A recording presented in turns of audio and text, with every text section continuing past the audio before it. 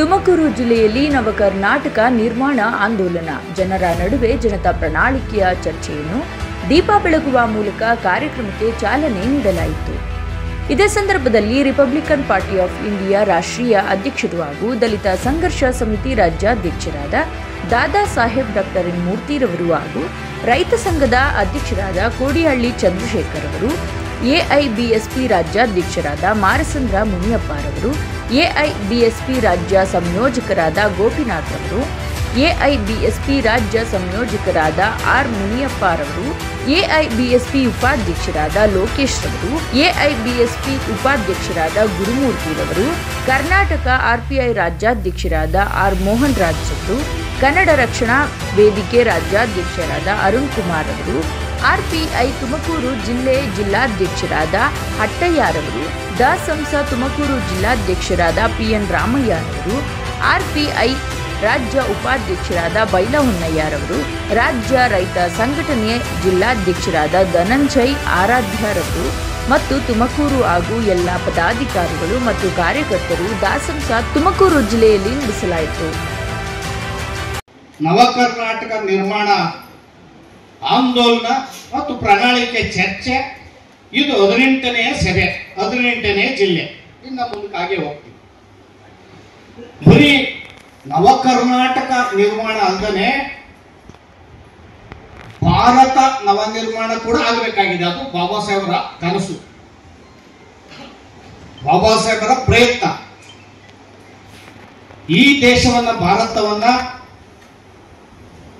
ಬೇಕಾದಷ್ಟು ದೇಶಗಳು ಆಡಳಿತ ಮಾಡಿದ್ದಾರೆ. ಈ ಭಾರತದ ಮೇಲೆ ಆಕ್ರಮಣ ಆಡಳಿತ ಮಾಡಿದ್ದಾರೆ.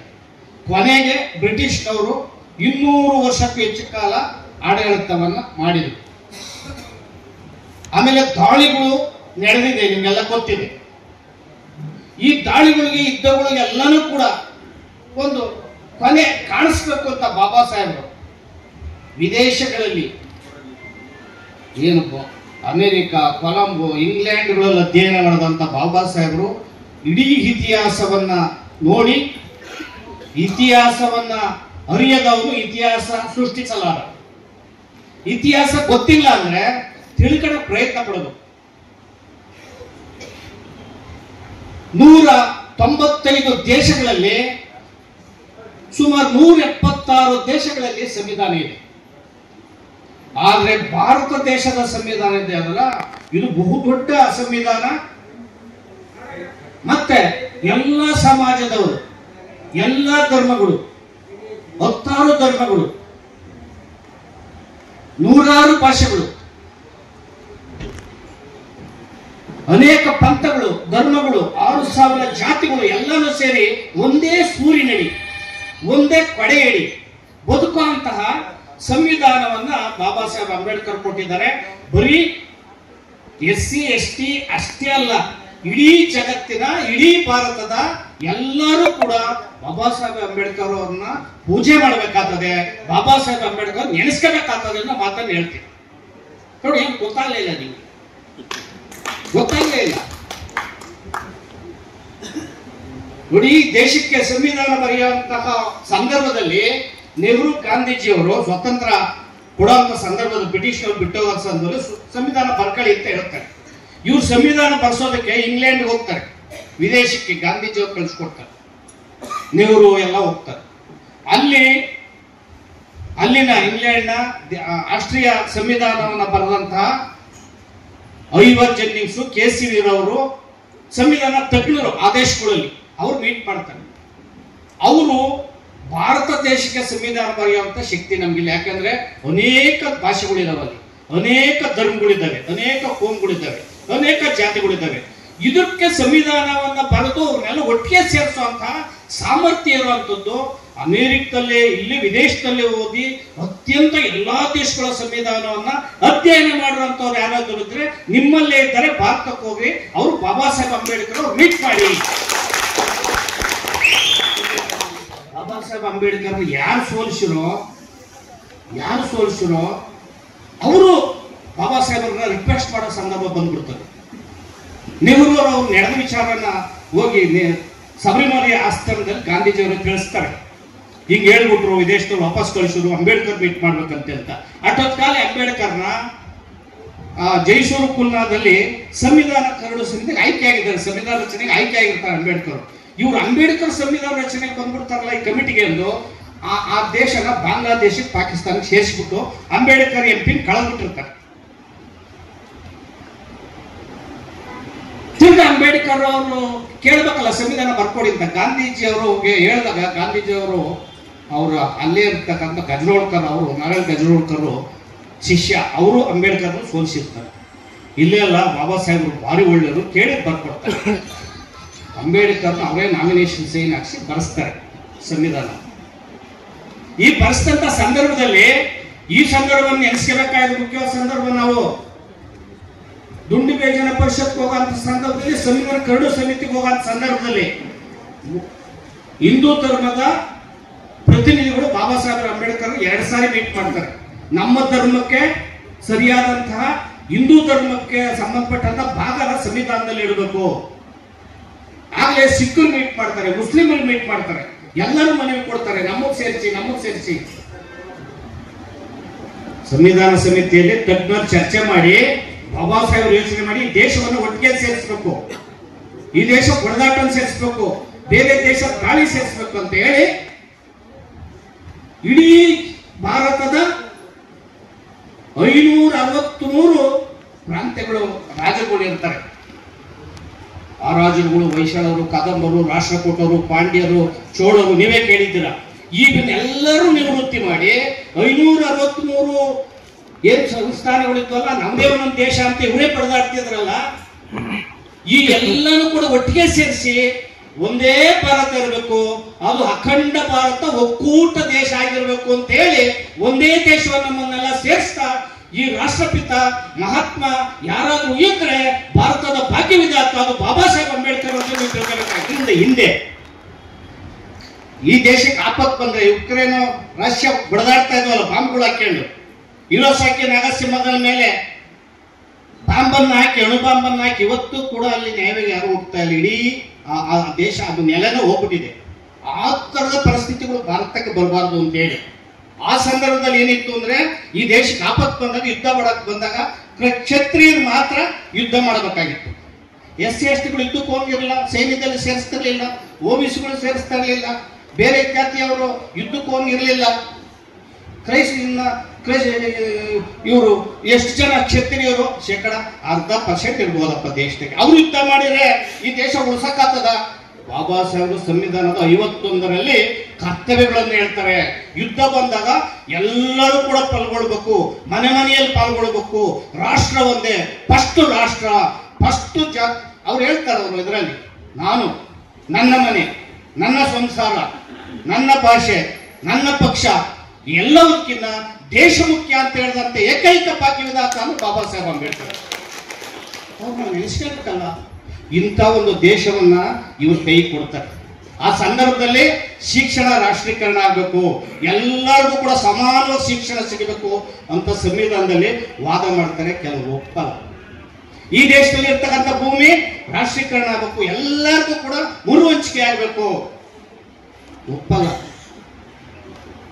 ಈ ದೇಶದ ಸಂಪತ್ತು ಸ್ವತಂತ್ರ ಬಂದಿದೆ, ಎಲ್ಲರಿಗೂ ಕೂಡ ಈ ಭೂಮಿ ಮೇಲೆ ಇರ್ತಕ್ಕಂಥ ಪ್ರತಿಯೊಬ್ಬರು ಕೂಡ ಭಾರತದಲ್ಲಿ ಸಮಾನವಾಗಿ ಹಂಚಿಕೆ ಆಗಲಿ ಸಂಪತ್ತು ಅಂತ ಬಾಬಾ ಸಾಹೇಬರ ಕನಸಾಗಿತ್ತು, ಒಪ್ಪಲ್ಲ. ಅದಕ್ಕೆ ಬಾಬಾ ಸಾಹೇಬರು ತುಂಬಾ ನೋವಿನಿಂದ ಹೇಳ್ತಾರೆ, ಸಂವಿಧಾನ 25 ನವೆಂಬರ್ 1949ರಲ್ಲಿ ಸಂವಿಧಾನ ಅರ್ಪಣೆ ಮಾಡಬೇಕು.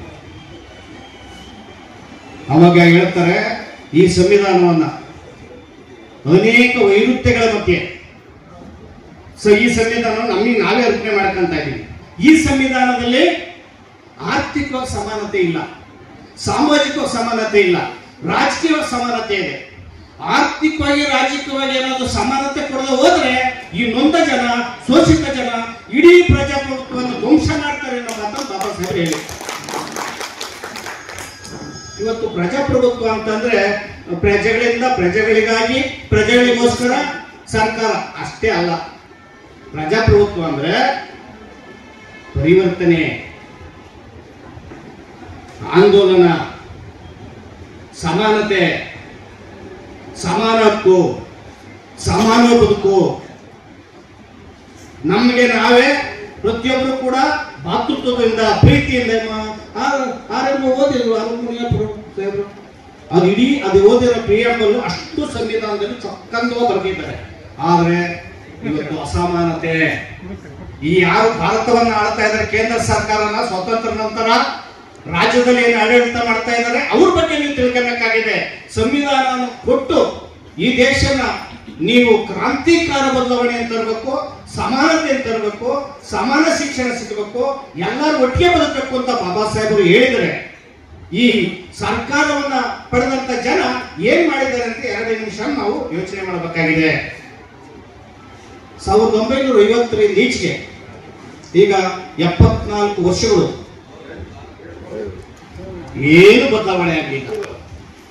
ಅನಕ್ಷರತೆ, ಅಸಮಾನತೆ, ತೀವ್ರ ಸ್ಪೃಶ್ಯತೆ, ನಿರುದ್ಯೋಗ, ಬಡತನ. ಕಳೆದ ವರ್ಷ 4527 ರೈತರ ಆತ್ಮಹತ್ಯೆ ಮಾಡ್ತಾರೆ. 16% ರೈತರು ವ್ಯವಸಾಯ ಬಿಟ್ಟು ಪಟ್ಟಣ ಕಡೆ ಓಡ್ತಾ ಇದ್ದಾರೆ. ನಿರುದ್ಯೋಗ 11.2% ಹೆಚ್ಚಾಗಿದೆ. ಮೋದಿಜಿಯವರು 2022ರಲ್ಲಿ 2 ಕೋಟಿ ಉದ್ಯೋಗ ಕೊಡ್ತೀನಿ ಅಂದ್ರು, 23ರಲ್ಲಿ 4 ಕೋಟಿ ಉದ್ಯೋಗ ಕೊಡ್ತೀನಿ ಅಂದ್ರು.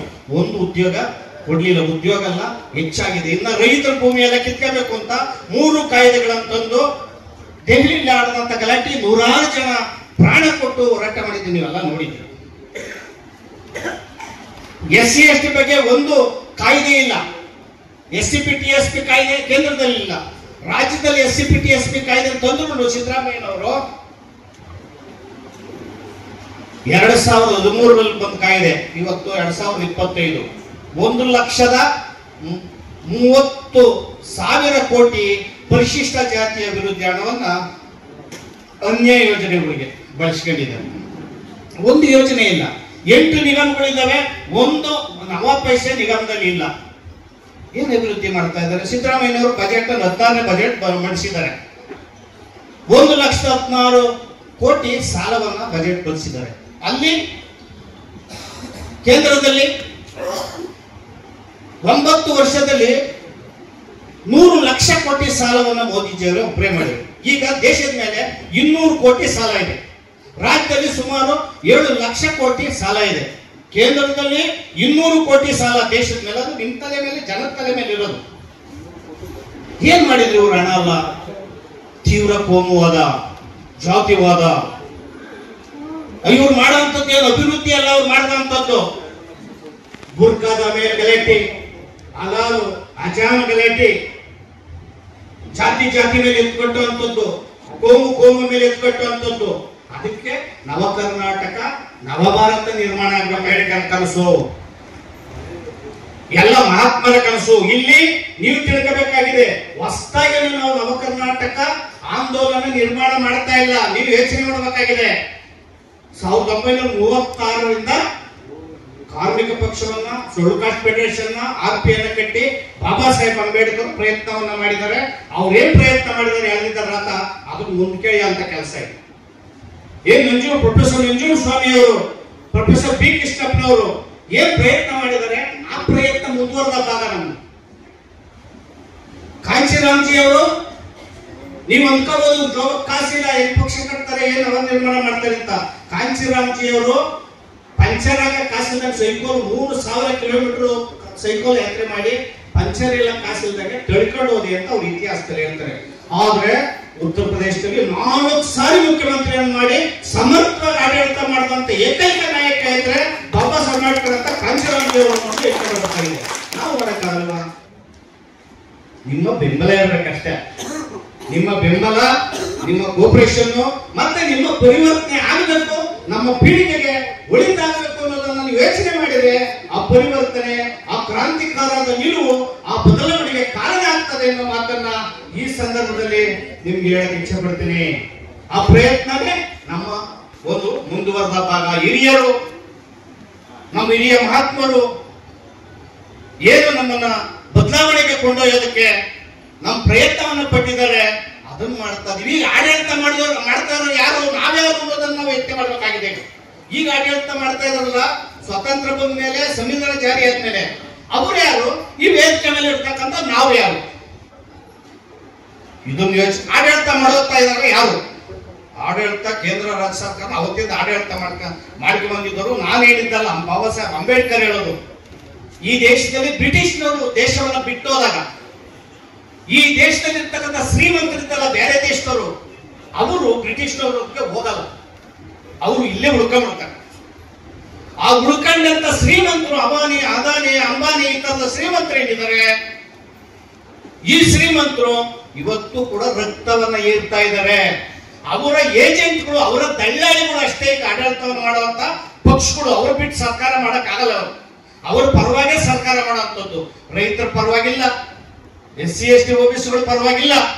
ಆದ್ರೆ SC ST OBCಗಳು ಧಾರ್ಮಿಕ ಅಲ್ಪಸಂಖ್ಯಾತರು ಈ ದೇಶದಲ್ಲಿ 85% 90% ಮತದಾರರಿದ್ದಾರೆ. ರೈತರು ರಾಜ್ಯ ಸರ್ಕಾರಿ ನೌಕರಿಯಲ್ಲಿ 2% ಉದ್ಯೋಗ ಇರೋದು 100ಕ್ಕೆ. ಇನ್ನು 98% ಉತ್ಪಾದನೆ, ಆರ್ಥಿಕ ಉತ್ಪಾದನೆ ರೈತರು ಕಾರ್ಖಾನೆಗಳಿಂದ ಉತ್ಪತ್ತಿಯಾಗುವಂಥದ್ದು. ನಿಮ್ಮ ರಕ್ತವನ್ನ ಬಸ್ಸು, ನಿಮ್ಮ ನಾಡಿಯನ್ನ, ನರನಾಡಿಯನ್ನ ಯಂತ್ರದ ಕಾರ್ಖಾನೆಯನ್ನು ತಿರುಗಿಸಿ ಈ ದೇಶ ನಡೆಯೋದು ಅನ್ನೋದನ್ನ, ಈ ದೇಶ ನಿಮ್ದು ಅನ್ನೋದನ್ನ ನೀವು ಅರಿವಾಗಿದೆ. ಈ ಶ್ರೀಮಂತರ ದಳ್ಳಾಳಿಗಳು ಏನಿದ್ದಾರೆ, ಒಬ್ಬೊಬ್ರು ಕೂಡ ಒಂದೊಂದು MLA MP ಕ್ಷೇತ್ರಕ್ಕೆ 50 ರಿಂದ 100 ಕೋಟಿ ಖರ್ಚು ಮಾಡ್ತಾರೆ. MLA ಕ್ಷೇತ್ರ, MP ಕ್ಷೇತ್ರಕ್ಕೆ. ಇವರೆಲ್ಲ ಶ್ರೀಮಂತ ಪರವಾಗಿರೋರು, ಇವರ ದಳ್ಳಾಳಿಗಳು. ಇವರು ಕೊಳ್ಳೆವಳಿ ಅಂತವ್ರಿಗೆ ಓಟ್ ಕೊಟ್ಟು ನಾವು ಬೀದಿಯಲ್ಲಿ ನಿಂತ್ಕೊಂಡು ಹೋರಾಟ ಮಾಡ್ತಾ ಇದ್ದೇವೆ. ಈ ಹೋರಾಟಗಾರರು ಏನಿದ್ದಾರೆ, ನಮ್ಮ ಹೋರಾಟಗಾರರು ಬಾಬಾ ಸಾಹೇಬ್ ಅಂಬೇಡ್ಕರ್ ಅವರ ಬುದ್ಧನ ಕಥಾಕಥನ ನೀವು ಭಜಿಸುವ ಅಂಧಾಭಿಮಾನಿಗಳ ಅಷ್ಟೇ ಅಲ್ಲ, ಅವರ ಮಾರ್ಗದಲ್ಲಿ ಹೋಗ್ಬೇಕಾಗಿದೆ. ಬಾಬಾ ಸಾಹೇಬ್ ಅಂಬೇಡ್ಕರ್ ಅವರು 1920 ರಿಂದ 56 ರಾಜಕೀಯ ಹೋರಾಟವನ್ನು ಮಾಡಿದ್ದಾರೆ. ಅವರು ಕೊನೆಯ ಸಂದೇಶ ನೀಡೋದು, ನನ್ನ ಜನ ಆಳುವ ದೊರೆಗಳಾಗಬೇಕು, ಸ್ವತಂತ್ರ ಪಕ್ಷವನ್ನ ಕಟ್ಟಿ ಸ್ವತಂತ್ರ ಸರ್ಕಾರವನ್ನು ರಕ್ಷಿಸಬೇಕು, ಇದು ನನ್ನ ಕೊನೆಯ ಸಂದೇಶ ಅಂತ ಬಾಬಾ ಸಾಹೇಬ್ ಅಂಬೇಡ್ಕರ್ ಅವರು ನಮ್ಗೆ ಹೇಳ್ತಾರೆ. ಆ ನಿಟ್ಟಿನಲ್ಲಿ ನಾವೆಲ್ಲರೂ ಕೂಡ ಹೋಗ್ಬೇಕಾಗಿದೆ. ಅದಕ್ಕೋಸ್ಕರ ನವ ಕರ್ನಾಟಕ ನಿರ್ಮಾಣ, ನವಭಾರತ ನಿರ್ಮಾಣವನ್ನ ಈ ದೇಶದ ಪ್ರಜೆಗಳು ಮುಂದೆ ನಡೆಸಬೇಕಾಗಿದೆ. ಅಂತಹ ತ್ಯಾಗ ಬಲಿದಾನಕ್ಕೆ ಎಂತ ಸಂದರ್ಭ ಬಂದರೂ ಕೂಡ ನಾವು ಸಿದ್ಧರಾಗಿದ್ದೇವೆ, ಭದ್ರಾಗಿದ್ದೇವೆ ಅನ್ನೋ ಮಾತನ್ನು ಹೇಳಿ ನನ್ನ ಮಾತನ್ನು ಮುಗಿಸ್ತೇನೆ. ಜೈ ಭೀಮ್, ಜೈ ಭಾರತ್. ಜನರ ಬಡತನ ತೆಗೆಯೋದಕ್ಕೆ ನಿಮ್ಮ 5 ಗ್ಯಾರಂಟಿ ಕೊಟ್ಟಿದ್ದೀರಾ. ನಿರುದ್ಯೋಗವನ್ನ ದೂರ ಮಾಡಲಿಕ್ಕೆ 5 ಗ್ಯಾರಂಟಿ ಸಹಾಯ ಮಾಡ್ತಾ ಇದೆಯಾ. ಎಲ್ಲ ಬಡವರಿಗೆ ಆರ್ಥಿಕವಾಗಿ ಶಕ್ತಿ ತುಂಬೋದಕ್ಕೆ ನಿಮ್ಮ 5 ಗ್ಯಾರಂಟಿ ಕೆಲಸ ಮಾಡ್ತಾ ಇದೆಯಾ. ಏನಿಲ್ವಲ್ಲ. ನಿಮ್ಮ ಮುಂದಿನ ಚುನಾವಣೆಗೆ ಸಾಮಾನ್ಯ ಜನರು ವೋಟ್ ಬೇಕು. ಆ ಗ್ಯಾರಂಟಿ ಮಾಡ್ಕೊಳ್ಳೋದಕ್ಕೆ ಸರ್ಕಾರದ ದುಡ್ಡನ್ನ ಖರ್ಚು ಮಾಡಿ ಇವತ್ತು ಗ್ಯಾರಂಟಿ ಮಾಡ್ಕೊಂತ ಇದ್ರಿ ಮಿಸ್ಟರ್ ಸಿದ್ದರಾಮಯ್ಯನವರೇ. ಅದು ಗ್ಯಾರಂಟಿ ನಿಮಗೆ ಉಳಿಯಲ್ಲ 28ಕ್ಕೆ. ಜನಕ್ಕೆ ಅರ್ಥ ಆಗುತ್ತೆ ಈ ಗ್ಯಾರಂಟಿಯ ಅರ್ಥ ಏನು, ಗ್ಯಾರಂಟಿಯ ಉದ್ದೇಶ ಏನು ಅಂತ ಹೇಳಿ ಜನರಿಗೆ ಅರ್ಥ ಆಗುತ್ತೆ. ಬಂಧುಗಳೇ, ನಾವು ರಾಯಚೂರು, ನಾವು ಬಳ್ಳಾರಿ, ಯಾದಗಿರಿ, ಕಲಬುರಗಿ ಎಲ್ಲ ಪ್ರವಾಸ ಮಾಡಿ ಭತ್ತದ ಬೆಳೆ ಬಹಳ ಸೊಗಸಾಗಿದೆ.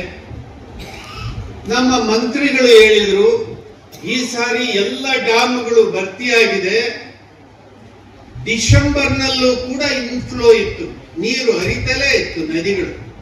ಹಾಗಾಗಿ ಎಲ್ಲ ಬೆಳೆಗಳು ಚೆನ್ನಾಗಿ ಬರ್ತದೆ ಅಂತ ಹೇಳಿದರು. ನೋಡಿ ಮಾನ್ಯ ಸಿದ್ದರಾಮಯ್ಯನವರೇ, ನಿಮ್ಮ ಸರ್ಕಾರಕ್ಕೆ ಜ್ಞಾನ ಸರಿ ಇದೆಯೋ ಇಲ್ವೋ ಚೆಕ್ ಮಾಡ್ಕೊಡಿ. ಅದ್ಯಾರೋ DK ಶಿವಕುಮಾರನ್ ಶಿಷ್ಯ ಹೈದರಾಬಾದ್ನಲ್ಲಿ ತೆಲಂಗಾಣದ ಮುಖ್ಯಮಂತ್ರಿ. ಯಾರೋ ಡೆಲ್ಲಿ ಅವ್ರನ್ನ ಸಮಾಧಾನ ಮಾಡೋದಕ್ಕೆ ನೀವು 10 TMC ನೀರನ್ನು ಬಿಟ್ಬಿಟ್ಟು ಈಗ ಕರ್ನಾಟಕದ ರೈತರಿಗೆ ನೀರು ಕಟ್ ಮಾಡಿದಿರಲ್ಲ, ಸರಿನಾ? ಇದು ರೈತರು ಬಾಯಿ ಪಡ್ಕೊಂತ ಇದ್ದಾರೆ. ಕಟಾವು ಆಗೋವರೆಗ ನೀರು ಬಿಡಬೇಕು, ನಮ್ಮ ಬೆಳೆ ನಷ್ಟ ಆಗುತ್ತೆ. ಆ ಕಾರಣಕ್ಕೆ ನಮ್ಮ ಬೆಳೆ ಉಳಿಬೇಕಂದ್ರೆ ಏಪ್ರಿಲ್ 20ರವರೆಗೆ ನೀರು ಬಿಡಬೇಕಂತೇಳಿ ಇವರು ಯಾರನ್ನು ಕೇಳಲಿಲ್ಲ, ಹೇಳಲಿಲ್ಲ. ಆ ತೆಲಂಗಾಣವನ್ನ ಸಮಾಧಾನ ಮಾಡೋದಕ್ಕೆ ಅಲ್ಲಿ ಮುಖ್ಯಮಂತ್ರಿಯನ್ನ 10 TMC ನೀರನ್ನ ಬಿಟ್ಟು ಈಗ ಕರ್ನಾಟಕದ ರೈತರಿಗೆ ಪಂಗನಾಮ ಹಾಕಿಕೊಳ್ತಿದ್ರಿ. ಇದೆಲ್ಲ ನಡೆಯೋದಿಲ್ಲ. ಸರಿಯಾಗಿ ನೀರನ್ನ ಕೊಡ್ಲೇಬೇಕು. ಆಲ್ಮಟ್ಟಿಯಿಂದ ಜಿಂದಾಲ್ಗೆ 5 TMC ಅಲೋಕೇಟ್ ಮಾಡ್ತಾರೆ. 5 TMC ನೀರು ಜಿಂದಾಲಿಗೆ ಬರುತ್ತೆ ಆಲ್ಮಟ್ಟಿಯಿಂದ. ಅವನು 5 TMC ನೀರು ಬಳಕೆ ಮಾಡ್ತಾ ಇದ್ದಾನ? ಹೇಳಿ, ನಿಮಗೆ ಖಾತ್ರಿ ಇದೆಯಾ? ಈಗ ನಮ್ದು ತುಂಗಭದ್ರಾದಲ್ಲಿ 15 ಲಕ್ಷ ಎಕರೆ ಪ್ರದೇಶ ಆಂಧ್ರ ತೆಲಂಗಾಣದಲ್ಲಿದೆ. ಕರ್ನಾಟಕದ್ದು 8.5 ಲಕ್ಷ ಎಕರೆ ಅಷ್ಟೇ. ನಮಗೆ 8 ಚಿಲ್ಲರೆ, ಅವ್ರಿಗೆ 15 ಚಿಲ್ಲರೆ. ನಾವು ವ್ಯಾಪ್ತಿಯನ್ನ ಜಾಸ್ತಿ ಮಾಡಂಗಿಲ್ಲ. ಎಲ್ಲ ತುಂಗಭದ್ರದ ಉಸಾಬಾರಿ ಆಂಧ್ರ ತೆಲಂಗಾಣದ ಇಂಜಿನಿಯರ್ಗಳ ಕೈನಲ್ಲಿದೆ. ನಾವು ಎಲ್ಲಿ ಎಷ್ಟು ನೀರನ್ನು ಬಿಡ್ತಾ ಇದೀವಿ, ಎಷ್ಟು ಪ್ರದೇಶಕ್ಕೆ ಹೋಗ್ತಾ ಇದೆ, ಪ್ರತಿ ದಿವಸದ ಲೆಕ್ಕ ಇದೆ. ಕರ್ನಾಟಕದ ಮುಖ್ಯಮಂತ್ರಿ ಹೇಳ್ತೀನಿ, ತೆಲಂಗಾಣ ಆಂಧ್ರದಲ್ಲಿ ಅವರು ನೀರಾವರಿ ಅಷ್ಟಕ್ಕೆ ಇದ್ದ ಇನ್ನೂ ಹೆಚ್ಚುವರಿ ಮಾಡಿಕೊಂಡಿದ್ದಾರ ಸಿದ್ದರಾಮಯ್ಯನವರೇ? ಹೇಳಿ, ನಿಮ್ ಸರ್ಕಾರಕ್ಕೆ ಸರಿಯಾದ ಲೆಕ್ಕಪತ್ರ ಇದೆಯಾ? ಇಂಥ ದಿಕ್ಕು ತಪ್ಪಿದಂತ ಸರ್ಕಾರ ನಡೆಸೋದಕ್ಕೆ ನಾವು ಬಿಡೋದಿಲ್ಲ. ತಕ್ಷಣವೇ ಕರ್ನಾಟಕದಲ್ಲಿ ಏನು ನೀರಿನ ಸಮಸ್ಯೆ ಉಲ್ಬಣ ಆಗಿದೆ, ಆ ನೀರು ಏಪ್ರಿಲ್ 20ರವರೆಗೆ ಒಂದು 5 ದಿವಸ ಹಿಂದೆ ಮುಂದೆ ಆಗ್ಲಿ, ಕಟಾವಿಗೆ ಸರಿಯಾಗಿ ನೀವು ನೀರನ್ನ ಸರಬರಾಜು ಮಾಡಬೇಕು. ಇಲ್ಲದೆ ಇದ್ರೆ ಸುಮ್ಮನೆ ಇರಕ್ಕಾಗಲ್ಲ. ಯಾಕೆ ಹೇಳ್ತಾ ಇದೀವಿ ಅಂದ್ರೆ, ಎಲ್ಲ ಸರ್ಕಾರಗಳು ಅಲ್ಲಿ ಇಲ್ಲಿ ದಿಲ್ಲಿಯ ರಾಜಕಾರಣದ ಗುಲಾಮಗಿರಿ ಮಾಡಲಿಕ್ಕೆ ನೀವು ಮಾಡ್ತಾ ಇರುವ ಕಾರಣಕ್ಕೆ ಇದು ಎಚ್ಚರಿಕೆಯನ್ನ ಕೊಡ್ತಾ ಇದೆ. ಮುಸ್ಲಿಮ್ಸ್ ಇದ್ದಾರೆ, ಬುದ್ಧಿಸ್ಟ್ ಇದ್ದಾರೆ. ಈ ದೇಶ ಹಂಗಿಲ್ಲ. 4 ವರ್ಣ ಇದೆ, 6,000 ಜಾತಿ ಇದೆ, 1 ಲಕ್ಷ ಜಾತಿ ಇದೆ. ಇದನ್ನ ಮಾಡಿದ್ದು ನಾವು ನೀವು ಯಾರು ಅಲ್ಲ, ಇದನ್ನ ಮಾಡಿದ್ದು ಬ್ರಾಹ್ಮಣರು. ಅದು ಮುಂದುವರೆದವಾಗಿ ಇದು ಸರಿಪಡಿಸ್ಬೇಕಂತ ಹೇಳಿ ಏನು 2600 ವರ್ಷ ಹಿಂದೆನೆ ಭಗವಾನ್ ಬುದ್ಧ ಬಹಳಷ್ಟು ಹೋರಾಟವನ್ನು ಮಾಡಿ ಬದಲಾವಣೆ ತಂದಿದ್ದಾರೆ. ಅದೇ ಥರ 12ನೇ ಶತಮಾನದ ಬಸವಣ್ಣ, ಮಾದಾರ ಚೆನ್ನಯ್ಯ ಅನುಭವ ಮಂಟಪ ಇಡೀ ತಮ್ಮ ಜೀವನ ತ್ಯಾಗ ಮಾಡಿದ್ದಾರೆ. ಅದೇ ಥರ ಮಹಾತ್ಮ ಜ್ಯೋತಿರಾವ್ ಫುಲೆ, ಸಾವು ಮಹಾರಾಜು ಮಹಾತ್ಮ ಜ್ಯೋತಿರಾವ್ ಫುಲೆ ಅವರು 2000 ವರ್ಷಗಳ ಕಾಲ ಈ ದೇಶದಲ್ಲಿ ಬ್ರಾಹ್ಮಣರಿಗೆ ಮಾತ್ರ ವಿದ್ಯಾಭ್ಯಾಸ ಮಾಡೋದು, ಉದ್ಯೋಗ ಮಾಡೋದು ಅವಕಾಶ ಇತ್ತು, ಮೀಸಲಿತ್ತು ಅವರಿಗೆ, ಇನ್ಯಾರಿಗೂ ಇರಲಿಲ್ಲ. ಅದೇ ಥರ ವ್ಯಾಪಾರ ಮಾಡೋದು ಕ್ಷತ್ರಿಯ ವೈಶ್ಯರು ಮಾತ್ರ ಇತ್ತು, ಇನ್ನು ಯಾರಿಗೂ ಇರಲಿಲ್ಲ. ಅಂದರೆ ಉತ್ತರ ಭಾರತ ವೈಶ್ಯರು ಅಂತೀವಿ, ಇಲ್ಲಿಗೆ ನಾವು ಶೆಟ್ರ್ ಅಂತೀವಿ. ಅದೇ ಥರ ರಾಜಭಾರ ಮಾಡೋದು ಈ ಕ್ಷತ್ರಿಯರಿಗೆ ಮಾತ್ರ ಇತ್ತು.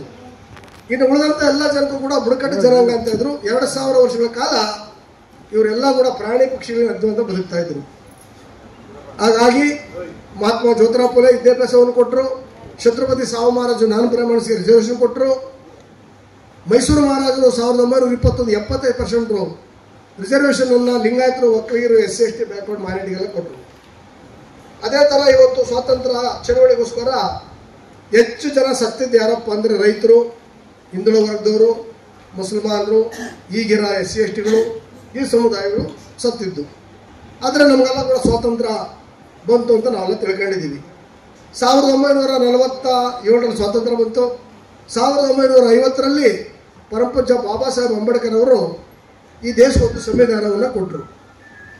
ಈ ದೇಶದ ಸಂವಿಧಾನ ಏನಪ್ಪ ಹೇಳ್ತದೆ ಅಂದರೆ, ಭಾರತ ದೇಶ, ಕರ್ನಾಟಕ ರಾಜ್ಯ, ತುಮಕೂರು ಜಿಲ್ಲಾ ಎಲ್ಲ ತಾಲೂಕು ಹಳ್ಳಿಗಳಿಗಿರೋ ಜನಗಳಿಗೆ ಕಡ್ಡಾಯವಾದ ಶಿಕ್ಷಣ ಕೊಡಬೇಕು, ಉಚಿತವಾಗಿ.